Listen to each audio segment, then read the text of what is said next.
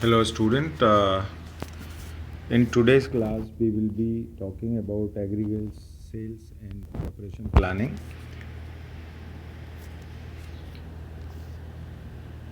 Here, we will be discussing about the sales, how the planning for the sales is done.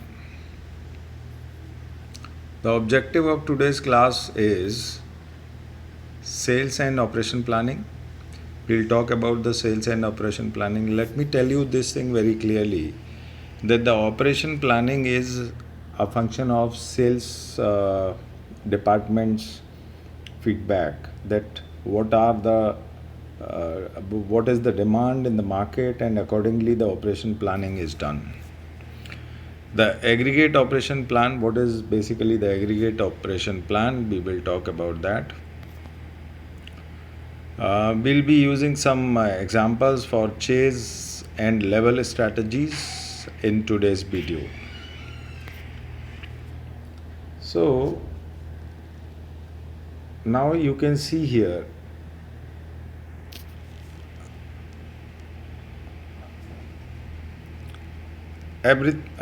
this chart explains you how the planning is done. We can divide this into three part, that is short range, medium range and long range planning. We start with the process planning, and in the process planning we go for strategic capacity planning. And in this strategic capacity planning, first part is supply network planning, in which we do forecasting and demand management. And then this supply network planning is supports to the strategic capacity planning, sales and operation planning. In sales and operation planning, we'll go with sales plan, aggregate operation plan, because sales will decide how much production we have to do in the company. And this aggregate operation plan is basically about the manufacturing, logistics and services. In manufacturing, we make master scheduling, material requirement planning and order scheduling. In master scheduling, we'll talk about how much we have to produce, and so what is the total requirement of the material. For logistic, we'll be planning about the vehicle capacity planning, vehicle loading, vehicle dispatching and warehouse receipt planning. And in services, we have to see the weekly workforce scheduling and daily workforce scheduling. And this chart explains everything about the aggregate planning. So friends, the order scheduling, vehicle dispatching and this part is the short range part, and the manufacturing, logistic and service, including forecasting and demand management, sales and operation planning, all these will come under medium range. And in long range, we will be using the strategic capacity planning and the process planning for this.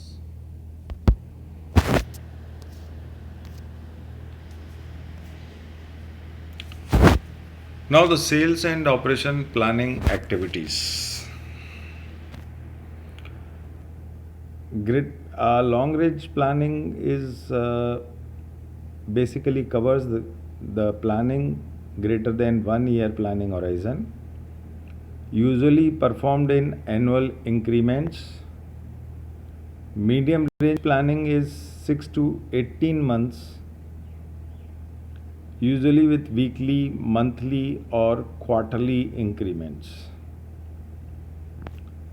Short range planning is 1 day to less than 6 months, usually with weekly or daily increments.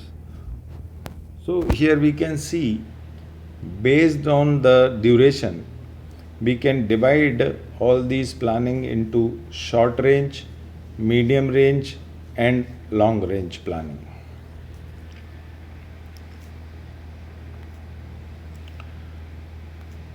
The aggregate operation plan, the main purpose, specify the optimal combination of production rate completed per unit of time, workforce level, number of workers, inventory on hand, inventory carried from previous period.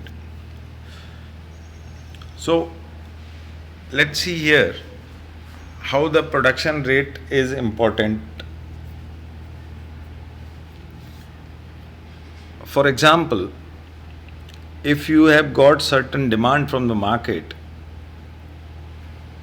and then we decide that how many product should be produced in a week,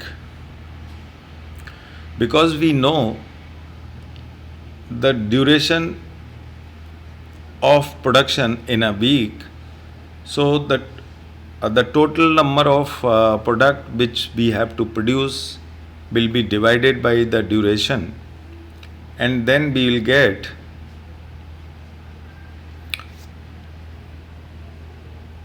the per hour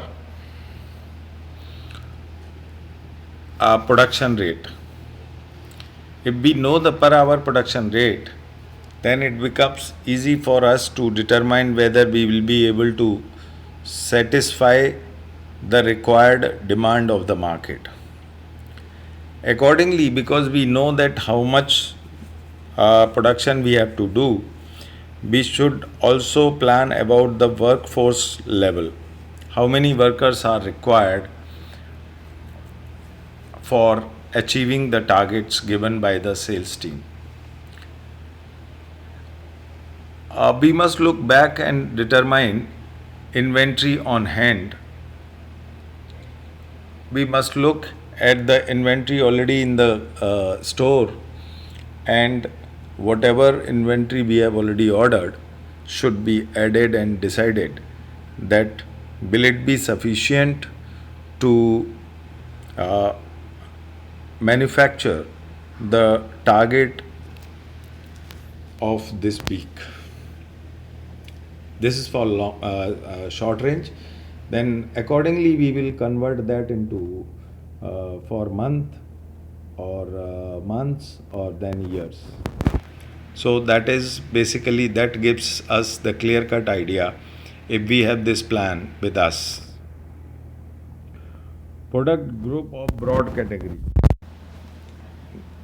So after this we will add all the production of different product groups and different category. That is called aggregation.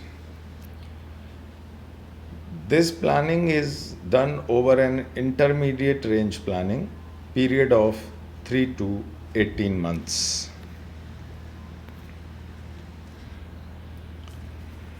Now you can see here the balancing aggregate demand and aggregate production capacity through the graph. The graph here you can see is the month wise. The graph is given for January, February, March, April, May, June, and the total production required in every month is also given. Suppose the figure to the right represents forecast demand in unit. This is the forecasted demand. So according to the forecasted demand, in the month of January we have to produce 4,500 units, and in the month of February, uh, we'll be requiring 5,500 units. Then in month of March, the demand will be 7,000 unit. In the month of April, it is 10,000 unit. In the month of May, 8,000 unit, and in June it will be second 6,000 unit. Now suppose this lower figure represents the aggregate capacity of the company to meet demand. Here you can see the in January we can produce 4,500 units, that is the capacity of the company. In February it is 4,000. It has reduced, the capacity has reduced due to some reason. And in the month of March, the demand is 9,000 units. And in April, it is 8,000 units. May, it is 4,000 unit. And June, it is 6,000 unit. So, by looking at this graph, you can see that there is variation in the demand and the capacity of the plant in a particular month. What we want to do is balance out the production rate, workforce level, and inventory to make these figures match up. Now, our primary objective here is to match up these figures, because we have to meet the demand which is forecasted in according to month, and we have to produce accordingly to meet the market demand. Now the planning, required inputs to the production planning system. There are basically two broad categories which are required. One is external to the firm, another is internal to the firm. So, planning for production is the external capacity, competitors' behavior. We must also have idea about the competitors' behavior. Here, external capacity means the capacity of the market to produce a particular product. Competitors' behavior is also important. And then we must look at the raw material availability. Sometimes raw material is in abundant, then there is no need to know this. But at the other time, raw material availability, when it is in scarcity, then it becomes very tough for us to produce even when the capacity of the plant is up to the mark.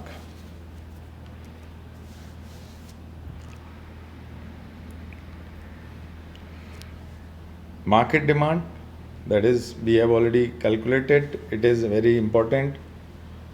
If you want to plan for the production, we must have a very good analysis of all these areas. Economic conditions, that will always help us in knowing the purchasing capacity of the people, and accordingly we can judge whether the demand will go up or will remain same or will go down. Then comes the activities required for production. So friends, here you can see that all these 5 factors are external to the firm. You do not have any control over economic conditions. You cannot control the market demand. You have no control over the availability of raw materials. Behavior of the competitors is also cannot be checked, and same is the external capacity. So this is these are the inputs which are basically not in control of the firm. That is why we call them external to the firm. Internal to the firm are activities required for production. So how much workforce, what capacity of the plant, what kind of machines, how much space, and the other activities which are very important in production system. Then we must check at the inventory level. Inventory of the finished product should also be checked. Inventory of finished product, after that inventory of this raw material and semi-finished product must be checked properly. Current workforce, and you must also calculate that how much workforce is required in future. Current physical capacity, which is already known to you, but if you have to adjust as per the requirement of the market, then you have to make arrangement accordingly. So these are basically the internal factors which are in control of the firm. Now let's talk about the key strategies for meeting demand. Chase, level, and stable workforce. These are three key strategies for meeting demand. In chase, we will always try to adjust our capacity according to the demand in the market. In level, we will keep our production at a particular level and then try to keep the inventory and use the inventory as and when required by the market. Stable workforce means we will keep the workforce stable and keep on producing, and we will have the inventory of finished product also, and when the demand fluctuates we will adjust accordingly.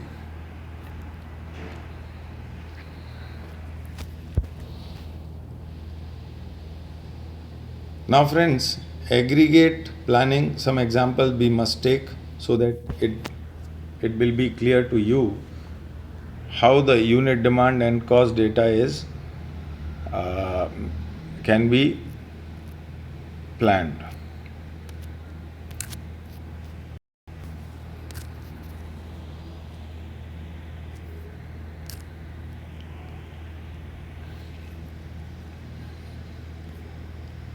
Suppose we have the following unit demand and cost information. Demand according to month is given here, which was already given in the graph. In January, the forecasted demand is 4500, February 5500, March 7000, April 10,000, May 8,000, and June it is 6,000. And the cost information is given here. The cost of the material is $5 per unit. Holding cost is $1 per unit per month. Marginal cost of stock out $1.25 per unit per month. Hiring and training cost is $200 per worker. Layoff cost is $250 per worker. Labor hours required 0.15 hours per unit. Straight time labor cost $8 per hour. Beginning inventory 250 units. Productive hours worker per day is 7.25. Paid straight hours per day is 8. So now the two information are given to us, the forecasted demand and the cost information is with us. Now, how should we plan it?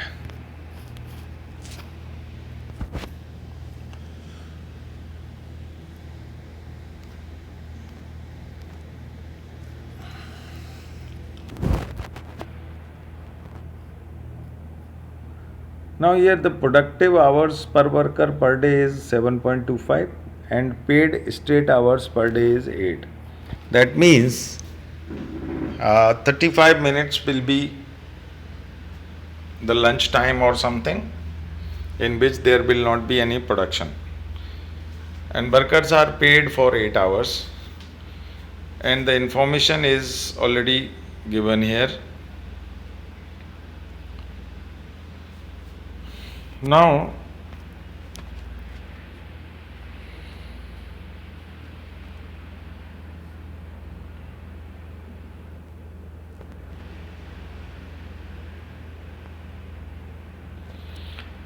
the number of days in the month of January is given. There will be 22 working days January, February 19, March 21, April 21, May 22 and June 20. Hours, so the total time available with us will be 7.25 into 22 for January. If we multiply this, it will be 159.5. So 7.25 into 22 is 159.5. Similarly, for the month of January, when we multiply the 19 into 7.25, we can calculate the total hours per worker per month. That is, or for month of February, 137.75. For March, it is 21 into 7.25, so 150.25. April 21 into again 7.25, so 152.25. So May 22 into 7.25, it is 159.5. And for June, 20 into 7.25 will give you the total time, that is equals to 145 hours per worker per month. Now,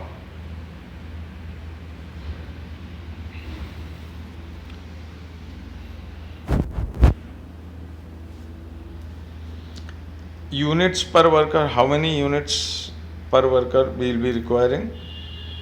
Given the demand and cost information below, what are the aggregate hours, or that's what we are trying to calculate. And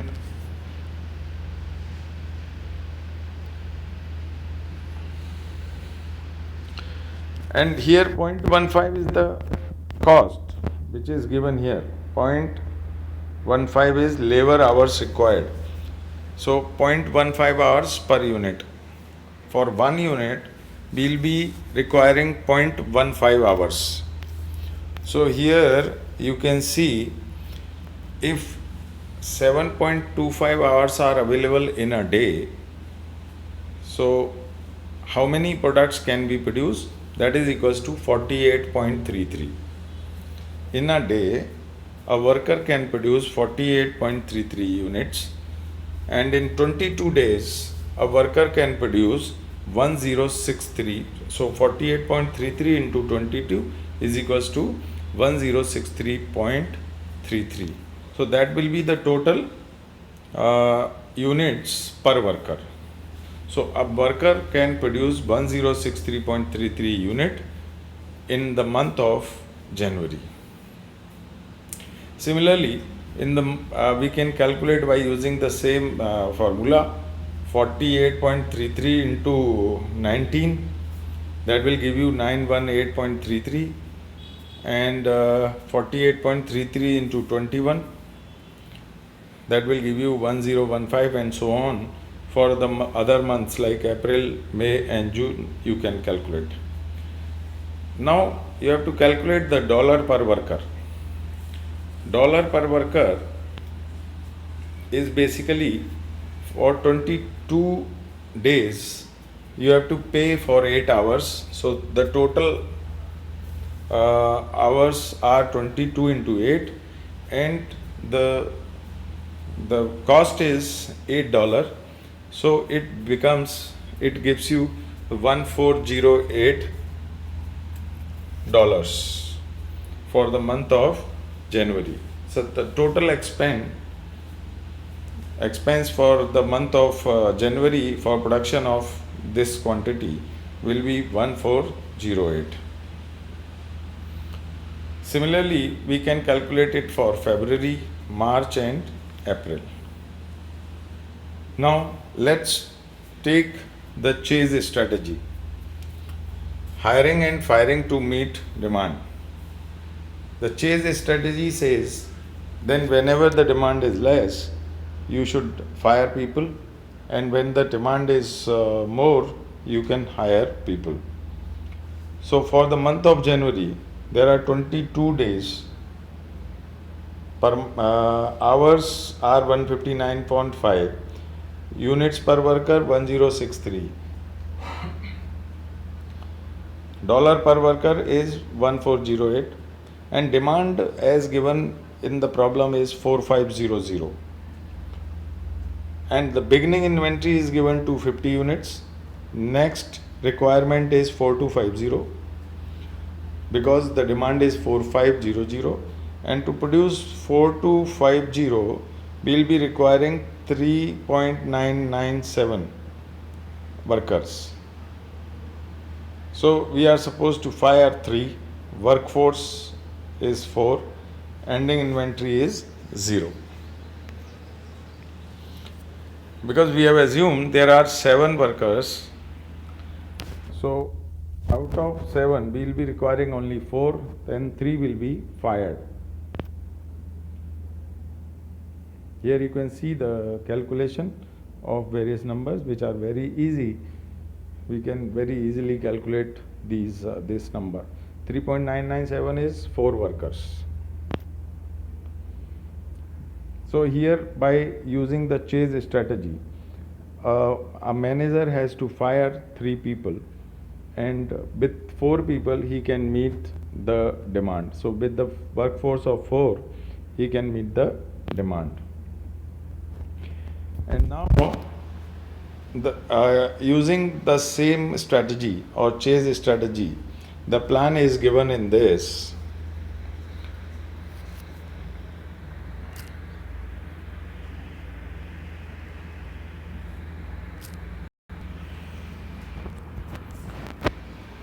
Plan is given here.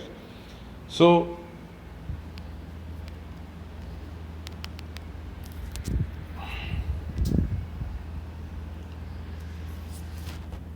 chase strategy says that you have to fire 3 people in the month of January and hire 2 people in the month of February, 1 person in the month, 1 labor in month of March, 3 in April. So in 3 months you are hiring people, and in 3 months you are firing people. So in the month of May you have to fire 2, and June you have to fire 1. Workforce is 4 in the month of January. Now you have hired 2, then it becomes 6. You have again hired 1 in the month of March, so it becomes 7. In the month of April, after hiring 3 more people, the workforce is 10.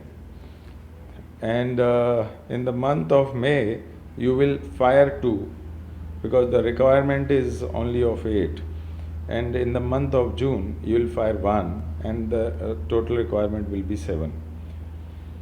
And ending inventory in the chase strategy is always 0. So you can see here the chase strategy explains that the ending inventory is 0.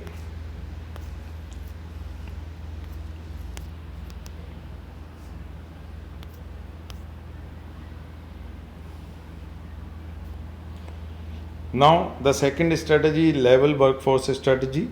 The same question we have taken, and in the month of January only 4250 you have to produce, and we have workers, 6 workers. Production is 6380. Ending inventory you can calculate like this. Now we have kept all time a 6 worker. This level strategy says that don't change the workforce. It is 6. You can see here in the slide. The all the time, all 6 months we are having 6 workers with us. Now what will change? Demand will be same, beginning inventory is same, net requirement in the month of January is 4250, but our production capacity has gone up, so we will be producing 6380 unit with this workforce. Ending inventory is 2.130 and surplus is 2.13 or 2130, 2130. Ending inventory is also 2130. So now this ending inventory will be used in the next month. So you can see here the beginning inventory column of February. So the ending inventory of January will become the beginning inventory of February. So the total requirement, which was 5500, the demand, forecasted demand 5500, will become 3370, and 6 people will again produce 5510. Production will be done, and the inventory, ending inventory will be 2140, because the requirement was of 5500 units. So by using the same formula, you can see the shortage will be in the month of April, May and June. So here in this kind of strategy, we will always end up with some shortage or some extra inventory. So in the first 3 months, you know that there is a surplus, and in the last 3 months there is a shortage. So depending upon your understanding whether the shortage is bearable or the surplus is okay, we can think of changing the strategy. Note, if we recalculate this sheet with 7 workers, we would have a surplus, always surplus. So this is we have done.